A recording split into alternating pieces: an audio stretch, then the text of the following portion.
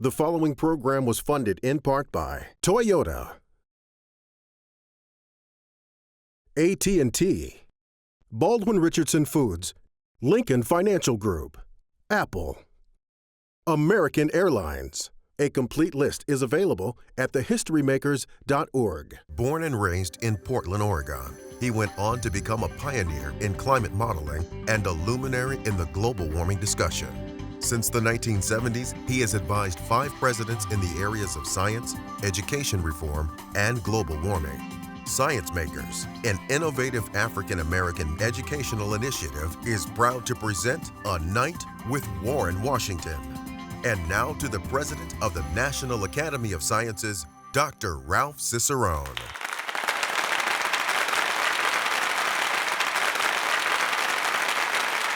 Tonight, we will honor one of America's leading climate scientists. Please help me in welcoming to the stage Dr. Warren Washington.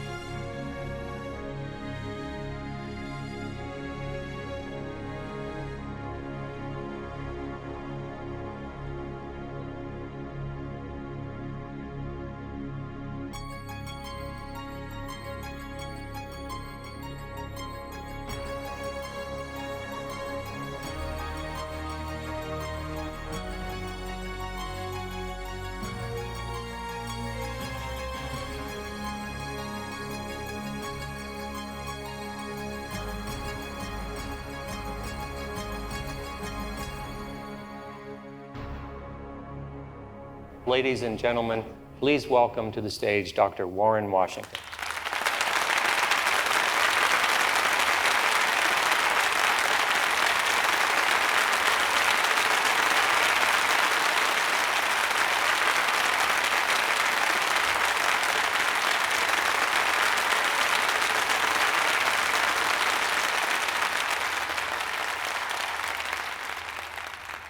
Many of you have known Warren Washington for a long time, as I have. I'm going to start by asking Warren a few questions. One of the pleasures in preparation for this evening for me was to begin to learn a little bit about Warren's family background in Portland, Oregon. Can you get us started from there, Warren? How did all that happen? Well, I want to pay homage to my family who are sitting up here in the front. And my wife, Mary, who's been a partner in this adventure in learning about science and climate change. And I think I'll start this story of my background and the family background in talking about my father. He graduated from a small black college called Talladega. He left there in almost immediately after graduating as part of the migration of African Americans out of the South. In the late 20s and early 30s, the time that my father left the South, he talked about his friends who had been lynched and the difficulties of African Americans at that time, especially educated African Americans. Now, on my mother's side, they came from Richmond. And in fact, one of the relatives that was the next or the older generation than my grandfather went to Phillips Exeter in the Northeast, and then he went on to Harvard and graduated in 1871. So there was a family sort of tradition of education. We have a little video clip about that great migration that we'd like to show. Railroads were the lifeblood of America at the dawn of the 20th century, with jobs for many, including African Americans like Warren Washington's grandfather, Wirt Morton, and his father, Edwin Washington, whose teaching dreams were deferred by the segregation of the day. After moving his family to a mixed neighborhood in northeast Portland, Oregon, Edwin spent nights on his front porch with a gun by his side. Warren Washington was born on August 28, 1936, to Edwin, a dining car waiter, and Dorothy, a nurse and housewife. Hard work, discipline, and religious training at the family church of Bethel African Methodist Episcopal Church was expected of young Warren and his 4 brothers. Washington's prized possession was his library card, and he read books on scientific pioneers like George Washington Carver, Thomas Edison, and Albert Einstein. At Jefferson High School, while active in the youth chapter of the NAACP, Washington's love for science was encouraged by his chemistry and physics teachers and his father's love of astronomy. Upon graduation, Washington attended Oregon State University. This created the foundation for what would be his life's work.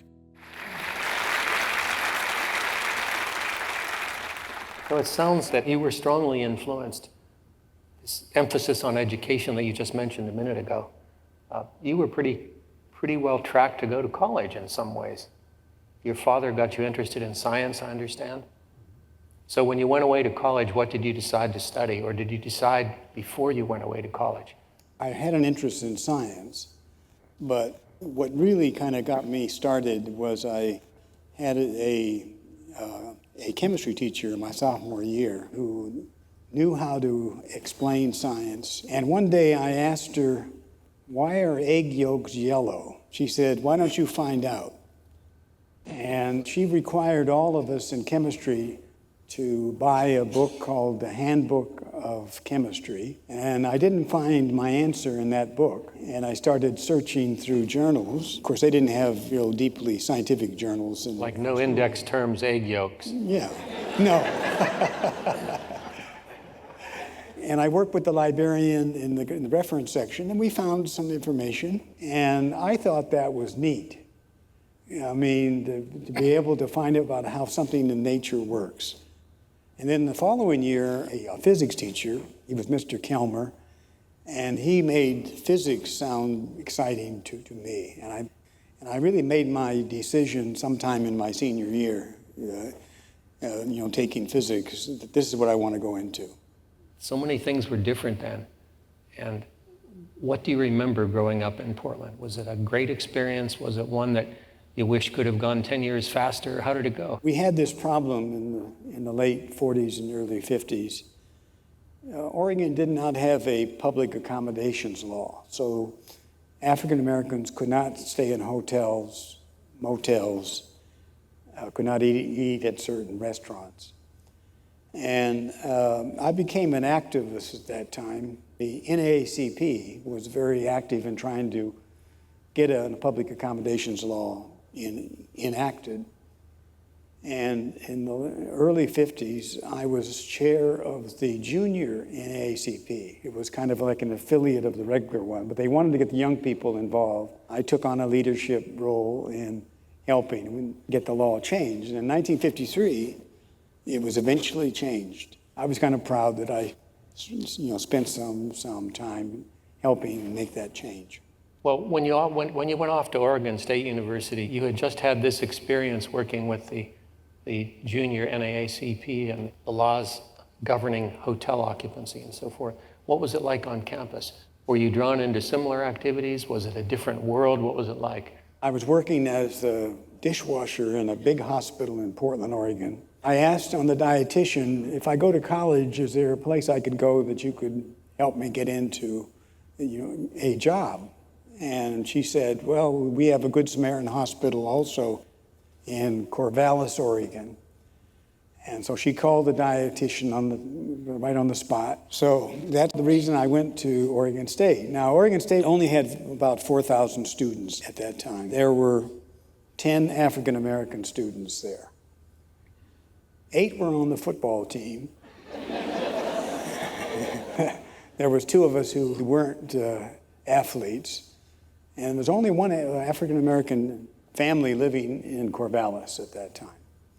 And in fact, it was only 10 years earlier that they graduated the first African American student. So it wasn't a hostile environment, though. It was a wonderful environment for me. I was very active, and I had plenty of time to do my studies, and I worked at the hospital a bit. And I didn't have any kind of problem with racial discrimination, except for one. On the sororities and the fraternities, at that time. Some of the fraternities had discrimination clauses in them. And we got together, a number of students, not only on the black students, but several of us students had a discussion with the president about this issue as being inconsistent with the changes that were taking place nationwide. Remember, this was a little bit before the civil rights. And Brown versus education. Right. And he said something to me that I didn't quite understand. He thought this was an amoral issue. So I had to get a dictionary to look up that word and to see what it meant. Really what it meant was he didn't want to do anything about it. Exactly. I was grasping to try to see the connection between the dictionary definition of amoral. Now I understand there wasn't any connection. You know, as I look back, I thought it was kind of ordinary life, but I don't think most students had to go through that. Did you work on campus? I did a bit because we lived in a co-op where we had to all sort of do the work. It was a male co-op, but we still had to have a house mother. So we hired a lady to not do anything. She didn't have to work other than just be there to make sure that we were not unruly. In those days, there wasn't any co-ed dorms. They were always separate. Now, you know, on these days, we don't seem to have that ethic. I actually wasn't watching Warren's face when he said that. Was there an expression of regret there? I couldn't tell. That's right. Warren, at Oregon State, you jumped right into a fairly tough field, very quantitative one of physics. Did you make a good decision? Did you enjoy it? Did it lead you in ways that you wanted it to? Yes, it did. But I have to kind of explain, and I tell this to the young people all the time. At that age, I didn't know what I wanted to really do. And the nice thing about physics was that you get basic training in virtually all of the areas of physics. And so that prepares you to kind of be capable of almost jumping into anything. And what really happened was I got a summer job at Stanford as a mathematician.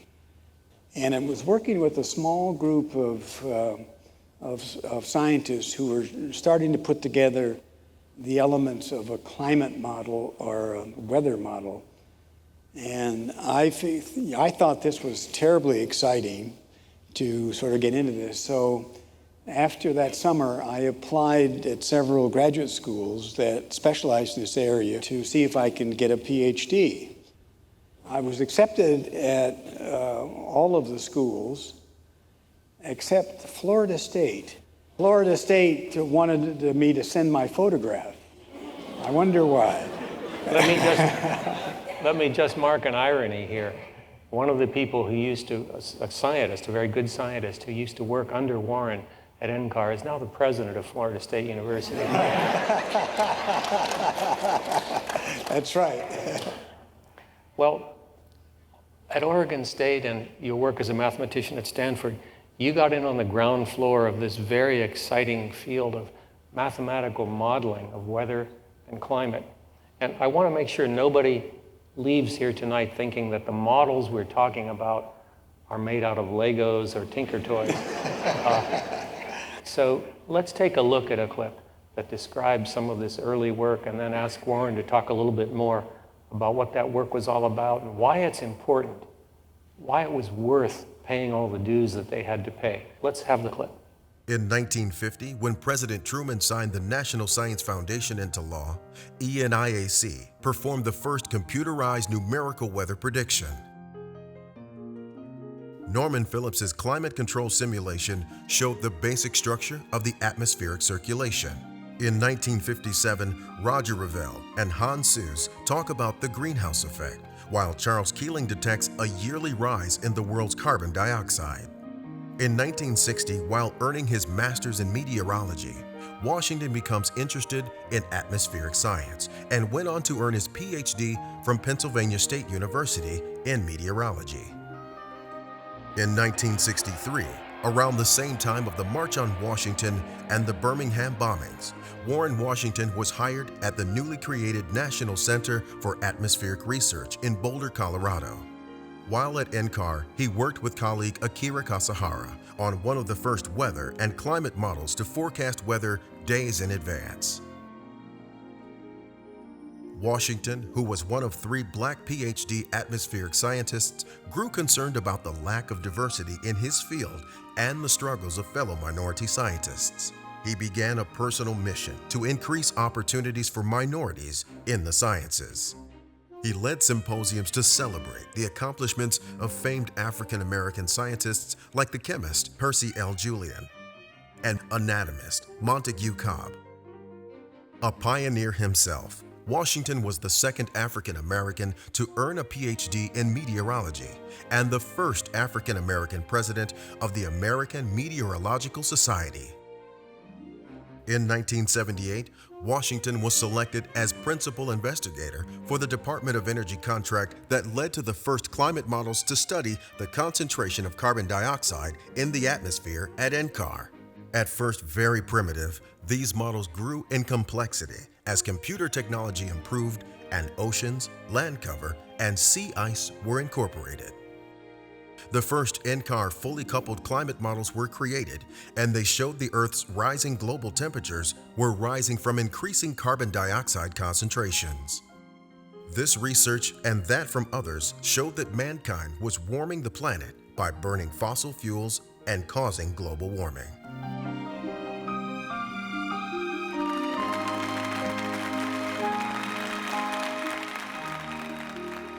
Well, the results are turning out to be very important, and they're going to have to guide us in our current generation of people and the next generation.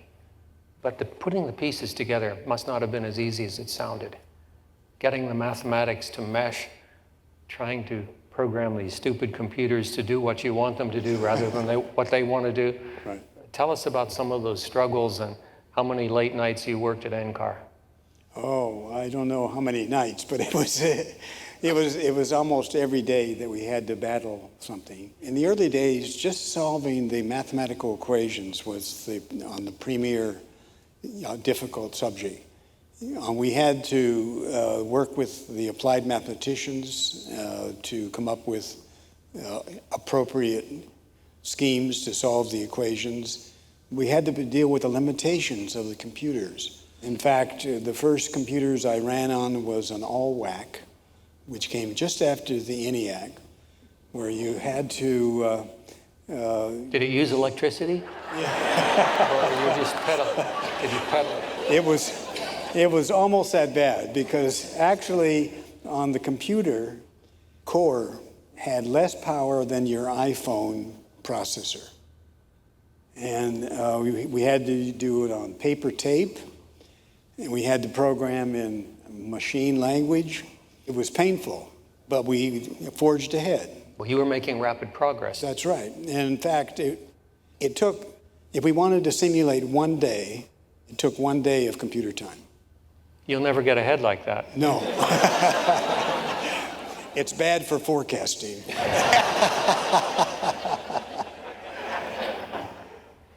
But Warren said earlier this evening that he tended to have several activities going at once. His involvement in the junior NAACP while he was a student and so forth, but other things were happening here. You got married, you started having a family. Tell us how you balanced all that out and just the rewards that you remember from those days. Well, I've always been sort of a believer in a balanced lifestyle. And I started with a family fairly young. I was 24 years old, and then the family grew. We had 3 girls, and we adopted a boy. And I kind of enjoyed the mixture of academic type work and research, as well as raising a family. And now we have a big family of 16 grandchildren and 2 great-grandchildren. Congratulations.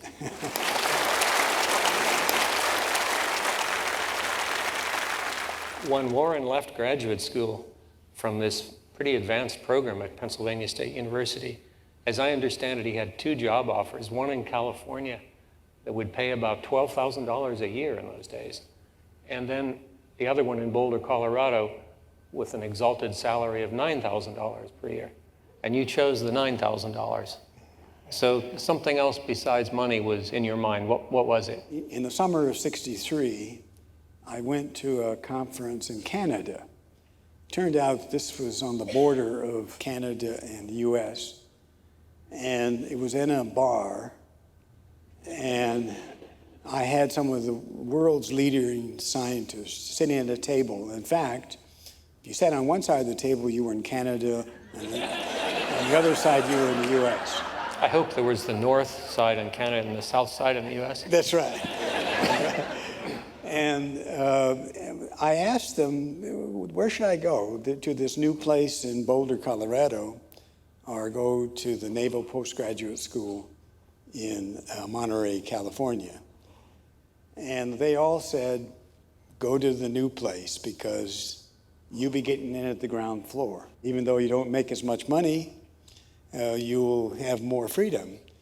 And the other thing that was attractive to me was the founder of NCAR was Walter Orr Roberts. He called me into the office and he wanted to chat with me. And NCAR didn't have a lot of paperwork in those days. In fact, I'd been there for 6 months and somebody said I hadn't filled out an application. But anyway, he sat me down and he said, why don't you spend half of your time on what you think a national center should be doing, and the other half of your time on what you think is an interesting scientific problem.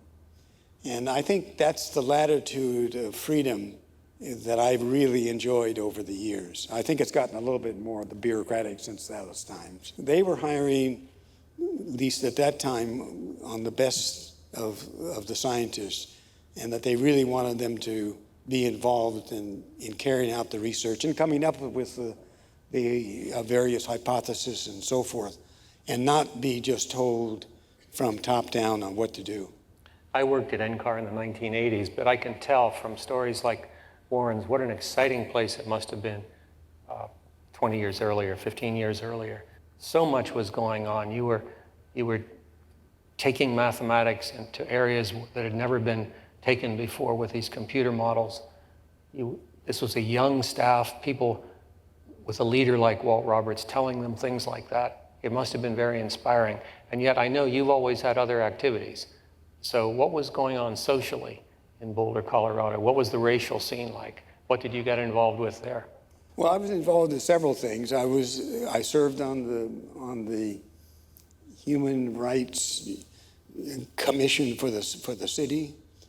And it wasn't an easy time in the 60s because a lot of unrest from the Vietnam War, and there were a lot of people sleeping in the parks and very upset with the government and the establishment. I think we wanted to kind of deal with everyone's concerns in a humane way. And things like police brutality weren't there, and even though sometimes I'm sure the police got very aggravated with all of the demonstrations and all of that. But I remember every once in a while getting up in the middle of the night, called to go downtown and help calm people down on both sides, the people that were protesting as well as those on the police side of things. It was an active time. It was an active time and place. That's right. I've heard something about an interaction you had with Dan Rather over an institution in Boulder. I thought it was an interesting story as I remembered. I wonder if you'd share it with us. Oh, I'll be happy to. I heard that Dan Rather was coming to Boulder and he was on a speaking tour. And he was going to be speaking at the Elks Club. Now, the Elks Club at that time was segregated. They didn't allow African Americans to come. So I sent him a letter. He was the White House correspondent at the time. This is 1968. And I published that in the local newspaper on my open letter to him speaking at that organization. I didn't hear anything. And then one day when he was supposed to speak in Boulder, I was at work and he called on the telephone. He said, Or was a good imposter? no, I've seen him in his shorts because he was Okay. putting on his tuxedo for the evening. So I rushed over to the hotel where he was at, and he was literally putting on his tuxedo Okay. and so I'm probably one of the few people who've seen him in his shorts. Anyway, he was getting ready to go over to the Elks Club, and after we presented on the case to him, he said, he says, how about if I give you two options? He was supposed to speak about on the Lyndon Johnson days, because he was from Texas and he knew the Texas politics, and he knew about Lyndon Johnson's tenure in the White House. And so he offered me that option. The other option, he said, I could talk about discrimination in Texas and the harsh effects of it. And I said, option two is what I want. And he says, okay, I'll talk about that. He actually snuck me into the Elks Club through the kitchen so I could listen to him. And he started out his talk by saying, I feel uncomfortable here, and I hope you do too. And then he talked about the awful effects of segregation in the South. And at the end, he got no applause because he immediately made them feel guilty. He didn't feel comfortable speaking at a place that was segregated. And so at least that little story gave me a glimpse into somebody that has principle. Did the Elks Club ever invite you to become a member? No. We eventually had to sue them. I was part of a suit. And I think what essentially happened was there were several Elks Clubs around the country were doing the same thing. And when it went to the higher federal courts, they essentially said that they would lose their tax-exempt status if they kept on segregating. So nationally, all at once, the Elks Clubs desegregated. And in the meantime, Warren was doing world-leading research on this topic of building mathematical models of meteorology and climate, and was eventually invited to the White House to provide advice to a number of presidents. Let's have a look at a short video of experiences like that. Each of us all across this great land has a stake in maintaining and improving environmental quality. Since the Industrial Revolution, greenhouse gas emissions have been on the rise. In 1824, Joseph Fourier predicted that the increase of atmospheric carbon dioxide concentration would create a greenhouse effect, thus warming the Earth. The issue of global warming took center stage in the 1980s and 90s, and Washington, Jerry Meal, and a few other groups doing climate modeling would play a leading role. At the age of 48, Washington had to step down in 1984 from his presidential appointment when his late wife Jo was diagnosed with cancer. It is during this time that he wrote a book with Claire Parkinson entitled An Introduction to Three-Dimensional Climate Modeling, a widely used introductory textbook. In the early 90s, Washington became active again in scientific policy with his appointment to the Secretary of Energy's Science Board and later its Biological and Environmental Research Advisory Committee. He was also chosen to chair and serve on the National Science Board under Presidents Bill Clinton and George W. Bush, where he focused on many scientific and engineering issues along with the increasing problem, the lack of minority students in the STEM pipeline. Washington would continue to advise U.S. presidents, from President Jimmy Carter to President Barack Obama.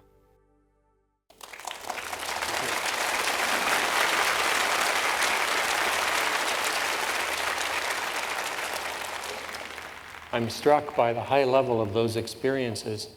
Also in the case of the National Science Board, the sheer breadth of it.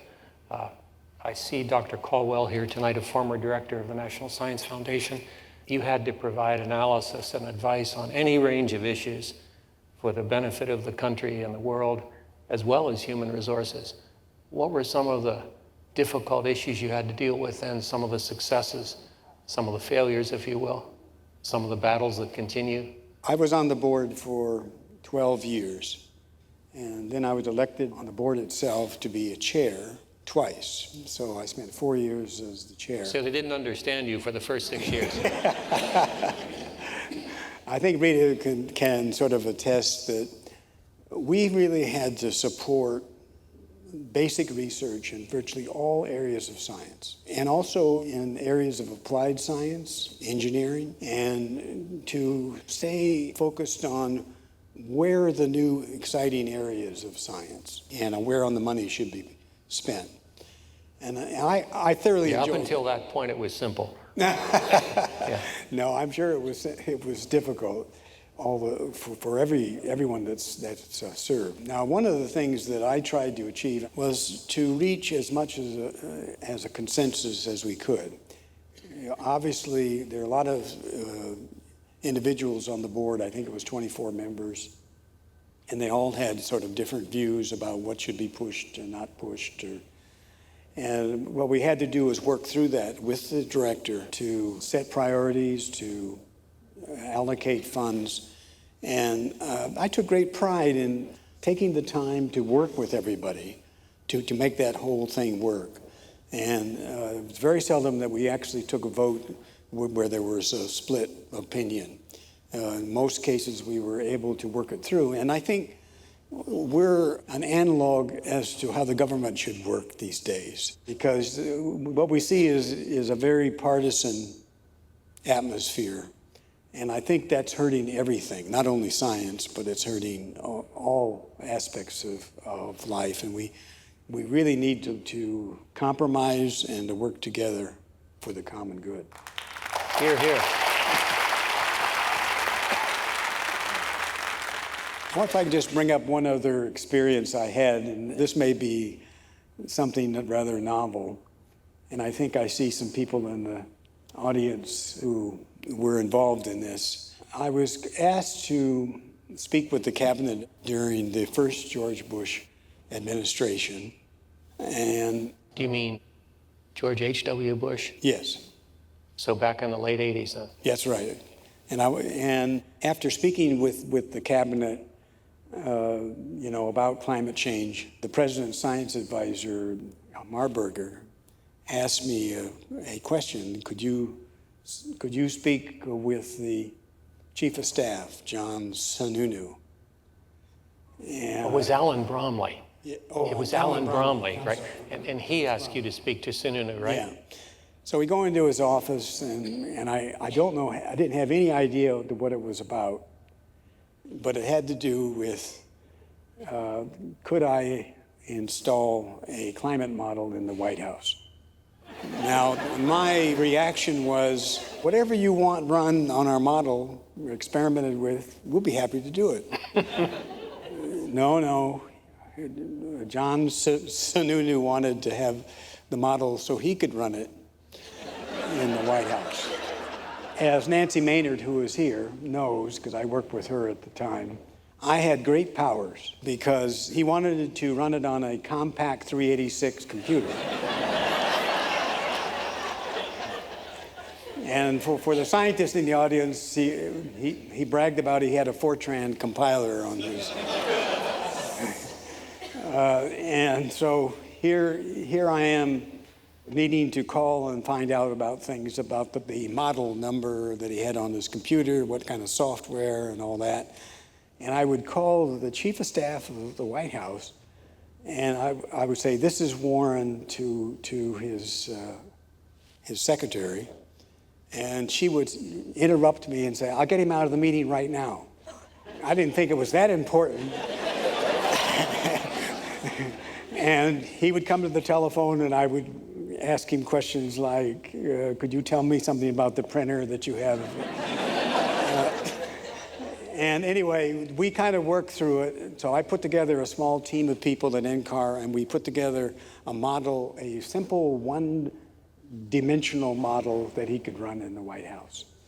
And I won't go on with this story, but the Washington Post and the And the New York Times got wind of this, but I didn't say anything. Eventually, after the Bush administration left office, it came out in a New York Times article. But I only demonstrate this to sort of say that we in the science community have to respond to people in the administration, whether it's Democrat or Republican, to requests for information and knowledge in a formalistic way in terms of peer review, giving advice to the government. And yet there still is advice that's not always taken seriously by policymakers. No. But we have to keep trying, because what we do in the academies is based upon our knowledge of the science. I had never heard that story about John Sununu.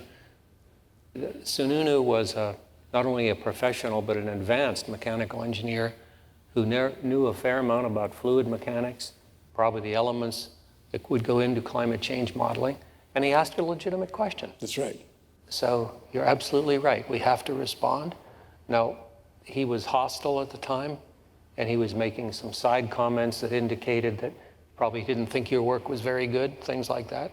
But nonetheless, when they make legitimate requests like that, I think we have to respond. That's right. And I think we all owe you a debt of gratitude for doing it.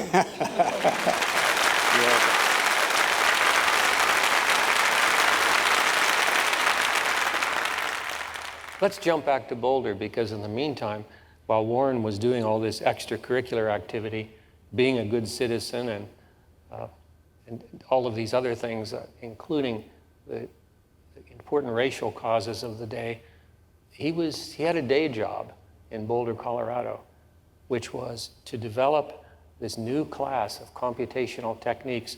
Computers were just growing in their capability like this. So just keeping up with the capabilities of the computers that were coming out was a huge opportunity. So what went into that development? How many different things could you stuff into the computer model, and when would it blow up? And, so how did you manage that? Well, I think that we transformed ourselves a bit, because, and I see Rick Anthes is in the audience here, who's the former president of UCAR, University Corporation for Atmospheric Research. He was my boss. Okay. I think he and others in our group, and Jerry Neal, who's a part of this, we all thought that this was beyond what could be done by just a small group of people. And we broadened it to bring in expertise from a large number of disciplines: oceanographers, hydrologists, people experts in the upper atmosphere, people who are experts on the boundary surface between the atmosphere and the ocean and vegetation, and all these areas which we do have some idea of how they work, but how they work together has always been a question. So we put together a team that numbers like 300 scientists now, who work on improving various aspects of the model. Then groups like Jerry Neal and I that concentrates on carrying out future scenarios of climate change based upon whether we're going to cut emissions or not cut emissions and things like that. So this big family of scientists at NCAR meets every summer, the third week in June, and we all get together and we have our working groups, and we're organized in such a way that we can make decisions about what we do next and what has to be put into the newer and newer versions of the model. So I think that when I look at what we started with way back in the early 1960s and what we have now, the models are many times better, more accurate. They can simulate the changes of season. They can simulate the 20th century changes in the climate to a first order, and we can use them to make some very educated guesses about the future climate if we based upon, are we going to cut back greenhouse gases, or are we going to let them rise at the present rates? So all of these things have led to a very valuable tool for society. Absolutely. The value in any estimate of the future that has any value whatsoever to it. And it's demonstrable, as you say, the way you just demonstrated some of the good results that have already been obtained. The value of obtaining those estimates years ahead of the time when the changes actually take place is just very high. The stakes for society, for investors, for sustainability, for national defense and security, they're just enormous. So this is very important work you've been doing. Yes. But the developments were not always easy. I remember once being in a room with Dr. Washington and Dr. Anthes when computer memory was the problem. Now, nowadays we have such volume, such huge numbers of things that you can have stored on a computer chip or a magnetic memory, whatever, that it's hard to remember that used to be quite limited and very expensive. So the discussion that day was to how to take the output from one of these climate models that Warren was running, magnetic tapes, and how to change those magnetic tapes from computer to computer fast enough that the computer wouldn't have to stop. And the best idea at the time was to hire students from University of Colorado on roller skates. And I am not kidding. Fortunately, there's been a lot of progress since then. Looking at that progress, Warren, do you think it's fast enough? You said that you have as many as 300 scientists involved over the course of a year. How could it go faster? Well, because the stakes really are quite high here. I think the challenge right now is two things. One is we want to make our models better. On the other is to increase the resolution of our models so that we can get really down to the river valley. And the issue there is that we have now got models that can run on 300,000 or 400,000 processors all at once. And you know, if you think about that, when the time I started, we only had one processor and it was slow. And so we're able to do resolution and compare with, for example, satellite data or other types of data, and to see if our model is deviating in any strong way, and to look for ways to improve on the simulation. We're always verifying as much as possible our models, you know, with observations. So observations still are vital to the progress in this field. Well, the stakes really are quite high. It's not only a question of curiosity, but a lot of decisions that the rest of us are going to have to make in order to be able to manage the system. Or if we're lucky to be able to avoid the decisions, I'm not so sure. Right.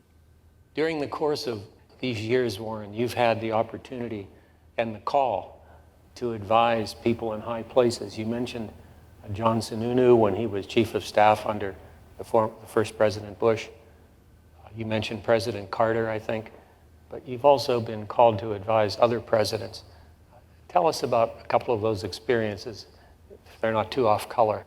I think that most presidents, irregardless of the parties, have regarded this possible change to the environment as a serious problem. In fact, the first President Bush actually helped set up the U.S. Global Change, or the research program.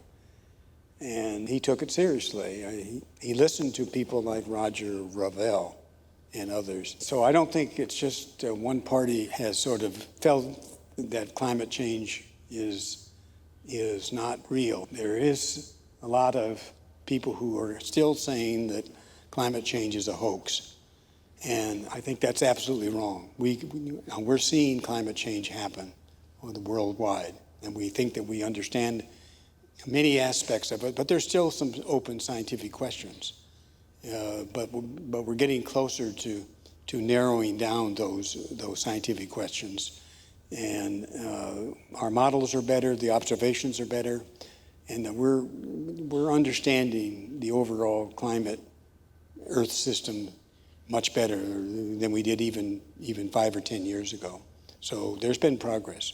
So at least I feel a responsibility of policymakers to start to face on this issue. And one of the reasons is when you burn a molecule of fossil fuel, that carbon dioxide has a residence time in the atmosphere of roughly 90 years. Now that's the average residence time. There will be some molecules that will disappear earlier.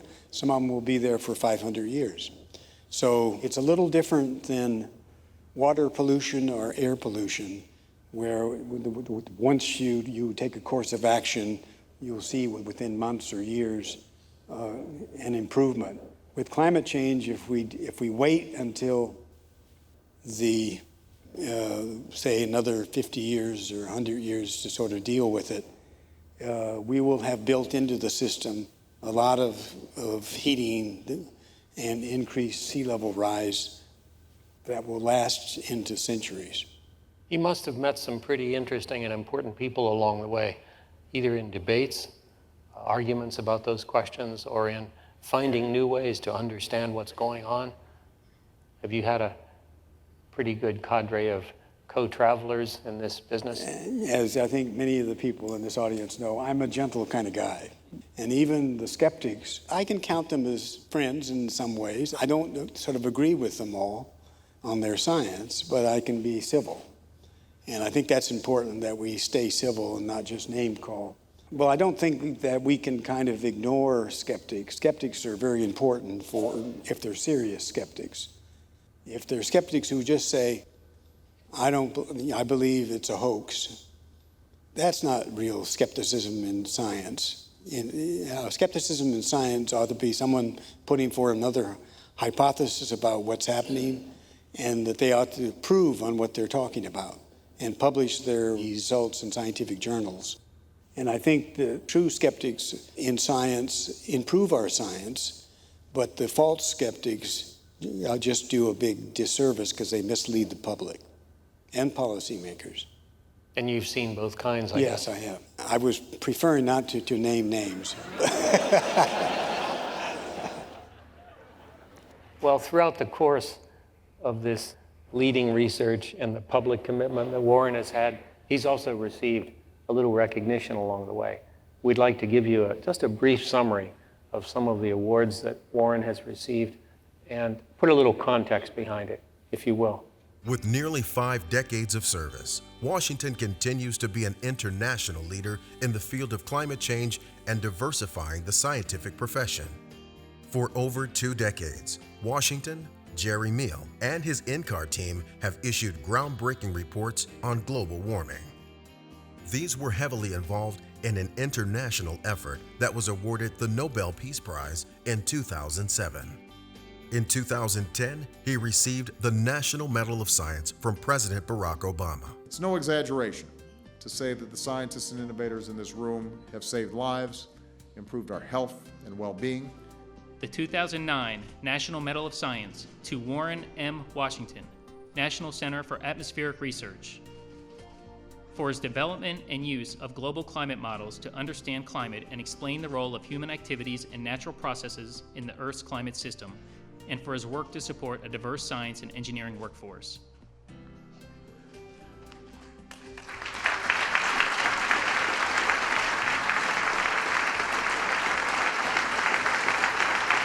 From the AAAS Board of Directors to his election as the first African-American president of the American Meteorological Society to his role on the National Science Foundation Board, his service has been exemplary. However, Washington's most valuable honor comes from his family. His wife, Mary Washington, his children, stepchildren, and grandchildren assure that Washington's family life is as rich as his public life. Pioneer, mentor, distinguished scientist, Warren Washington is a true role model and leader that has carved a path for generations of scientists to follow.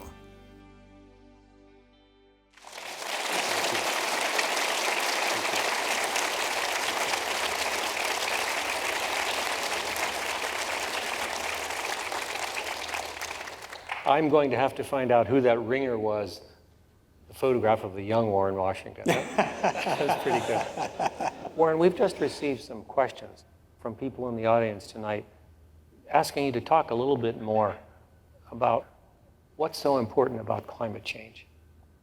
What are the ways that it's affecting people now and can affect people during their lifetimes and beyond? What are the things that you're looking out for?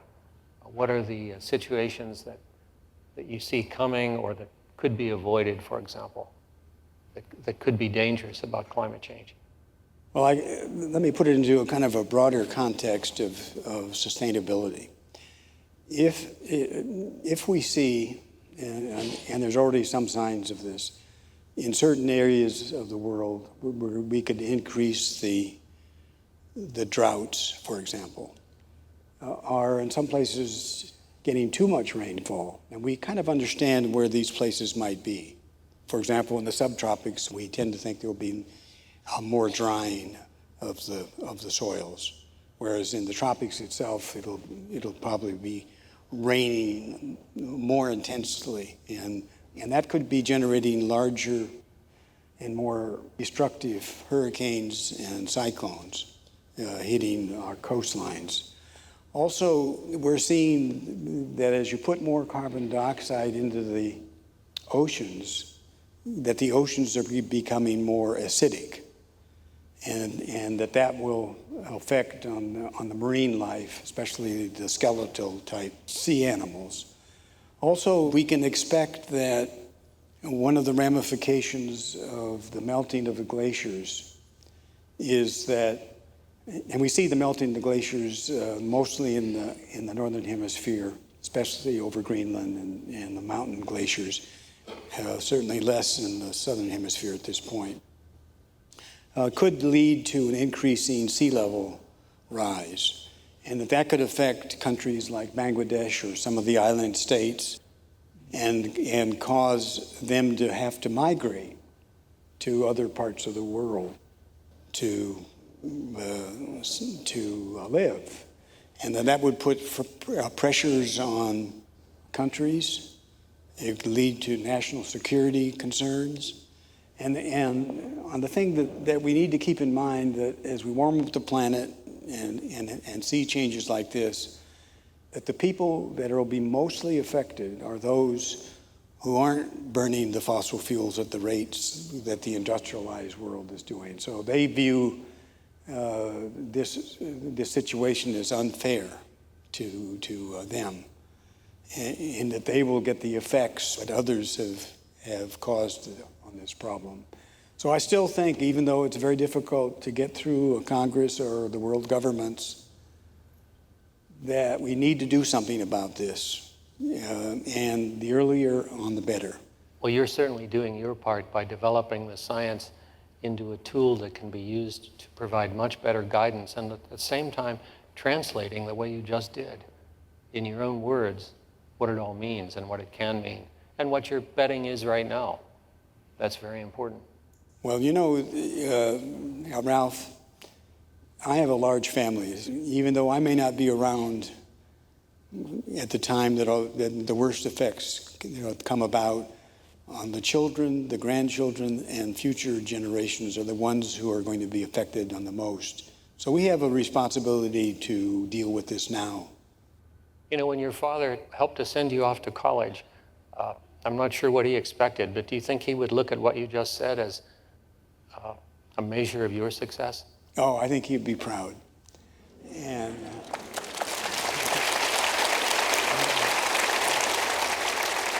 if I could, and I should say, and my mother would too.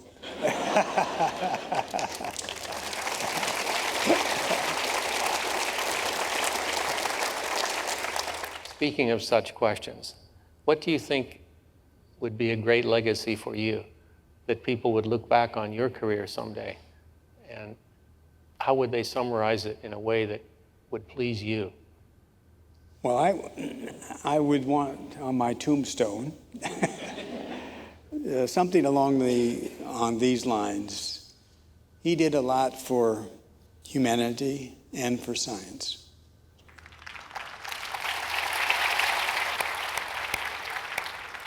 I think you're halfway there. Well, this has been a real opportunity to hear more about Warren's views, his lifetime, his achievements, and to hear in such a venue where there's so many of Warren's friends and colleagues is just a special treat. But we couldn't have done this without Warren's cooperation. So let's all give Warren a round of applause to thank him.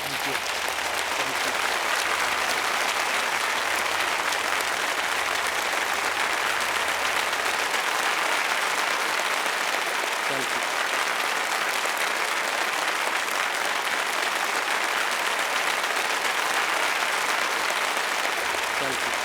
Thank you.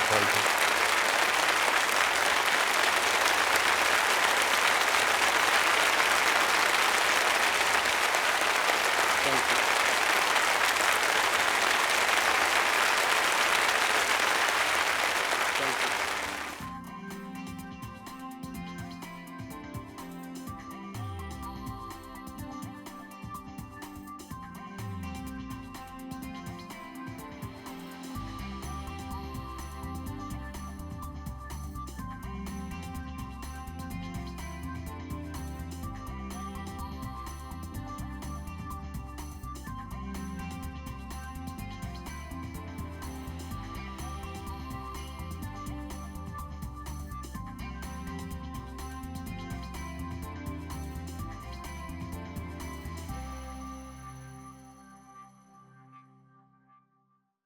For more information or to order your own copy of A Night with Warren Washington, please visit thehistorymakers.org or call 866-914-1900. That's 866-914-1900.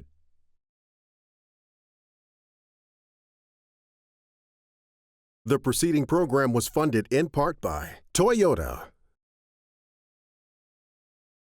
AT&T, Baldwin Richardson Foods, Lincoln Financial Group, Apple, American Airlines. A complete list is available at thehistorymakers.org.